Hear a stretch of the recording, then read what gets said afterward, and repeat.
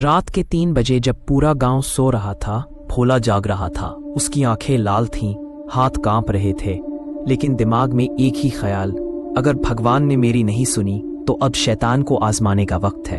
भोला एक किसान था जिसके खेत सूख चुके थे, पत्नी मर चुकी थी और बेटा शहर जाकर गुम हो गया था। अब सिर्फ बदले का जुनून बाकी था, पर एक रास्ता, काला जादू। भोला को बताया गया कि गांव से 10 किलोमीटर दूर एक घना जंगल है। वहां रात को एक नीले झंडे वाला पेड़ है और उसी पेड़ के नीचे मिलता है भैरवनाथ, जो मरे हुए लोगों से भी बात करता है। भोला बिना कुछ सोचे जंगल में उतर गया। पेड़ों की सरसराहट, उल्लुओं की आवाज और हर कदम पर लगती अजीब सी गंध। लेकिन वो रुका नहीं। जो डर गया वो मरा, और मैं तो मर ही चुका हूं। भोला पेड़ के पास पहुंचा। अचानक जैसे जमीन हिलने लगी। एक आवाज आई, जिसे तू ढूंढ रहा है वो तू खुद है। अचानक पेड़ के पीछे से एक बुजुर्ग आदमी निकला, झुकी कमर, सिर पर राख और आंखों में आग। तू क्या चाहता है? भैरवनाथ ने पूछा। भोला बोला, वो लोग जिन्होंने मुझे तोड़ा उन्हें मैं बर्बाद करना चाहता हूं। भैरवनाथ मुस्कुराया, तो सुन, हर बदले की कीमत तुझे अपनी आत्मा से चुकानी होगी। भैरवनाथ ने उसे एक चिट्ठी दी। उस पर खून से 3 नाम लिखे गए, भोला के दुश्मनों के नाम। चिट्ठी को लाल धागे में लपेटकर एक नीले कपड़े में बांधा गया।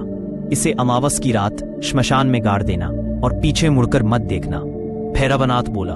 भोला ने बिना कुछ पूछे वैसा ही किया, लेकिन गाड़ते वक्त उसे अपने बेटे की तस्वीर वहां पड़ी दिखी। उसने मुड़ने की कोशिश की, लेकिन पीछे से एक चीख आई, मना किया था। अगले दिन गांव में हलचल मच गई। पहले नाम वाला आदमी हरिओम, जिसने भोला से जमीन छीनी थी, अचानक पागल हो गया। दूसरा नाम सरपंच अपने ही घर में आग से झुलस गया। तीसरा नाम अभी बाकी था। भोला अब डर नहीं रहा था। उसके भीतर एक अजीब सी शांति थी, लेकिन उसकी आंखें अब भावशून्य थीं।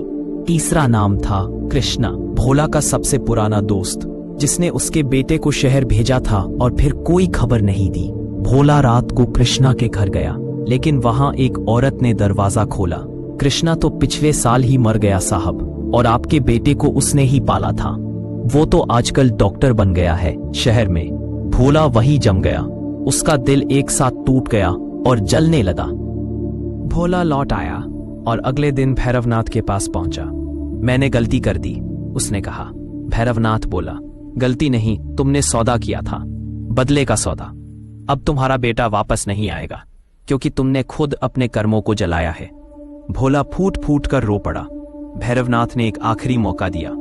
अगर तू अपनी आत्मा वापस चाहता है तो वो चिट्ठी निकालनी होगी और उसी श्मशान में पूरे होश में मंत्र पढ़ते हुए जलानी होगी।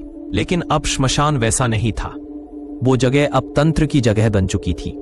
वहां जाना मतलब आत्मा का आखिरी युद्ध। भोला गया। श्मशान में धुआं था, हवाएं गर्म थीं और हर कोने से आवाजें आ रही थी। तू मरा नहीं, लेकिन जिंदा भी नहीं रहा। उसने चिट्ठी निकाली, मंत्र पढ़ा, लेकिन तभी उसकी आंखों के सामने उसके मर चुके दुश्मन खड़े हो गए। हमारी आत्मा अब तेरे अंदर है, जलाओगे तो खुद को ही जलाओगे। भोला ने एक गहरी सांस ली और आग लगा दी। सुबह सूरज की पहली किरण के साथ गांव में एक बूढ़ा किसान मिला, शांत, संतुलित, जैसे नया जन्म हुआ हो। वो था भोला। अब वो ना बदला लेना चाहता था, ना तंत्र, बस खुद से जुड़ चुका था। जिस दिन तुम अंधेरे से भागना छोड़ देते हो, वही दिन होता है पहली रोशनी का। यही थी काले रहस्य की पहली परछाई। भोला केवल एक इंसान नहीं है, वो हर उस व्यक्ति का प्रतीक है जो न्याय न मिलने पर अंधे रास्ते की ओर मुड़ता है। भैरवनाथ सिर्फ एक तांत्रिक नहीं, बल्कि विकल्पों का द्वार है, सही और गलत के बीच की रेखा। काली चिट्ठी इक्वल्स मन का वह अंश जहां हम अपने गुस्से और प्रतिशोध को लिखते हैं। श्मशान इक्वल्स आत्मा की सबसे डरावनी परीक्षा। 3 नाम इक्वल्स कर्म, समय और परिणाम। यह कहानी सिर्फ ब्लैक मैजिक नहीं, मानव मन के अंधेरे कोने की भी कहानी है। तंत्र और काला जादू की परंपरा भारत में हजारों साल पुरानी है। कई इलाकों में आज भी इसका गुप्त अभ्यास होता है। कामाख्या, असम, तारापीठ, बंगाल, उज्जैन, MP, इन जगहों पर आज भी कुछ साधक शव के ऊपर बैठकर साधना करते हैं, जिसे शव साधना कहा जाता है। बेहद खतरनाक और जोखिम भरा। ब्लैक मैजिक टाइप्स, वशीकरण तंत्र, किसी को अपने अधीन करने की विद्या। मारण तंत्र, किसी को शारीरिक या मानसिक रूप से समाप्त करना। उच्चाटन तंत्र, किसी को किसी स्थान या व्यक्ति से दूर करना। स्तंभन तंत्र, किसी की शक्तियों को रोक देना। मोहन तंत्र, आकर्षण की विद्या, मोह उत्पन्न करने के लिए। ये सभी तंत्र शक्तिशाली होते हैं, लेकिन बिना अनुभव और मार्गदर्शन के प्रयोग करने से उल्टा असर करते हैं। काला जादू केवल बाहरी क्रिया नहीं है, यह मन की शक्ति और विश्वास से जुड़ा होता है।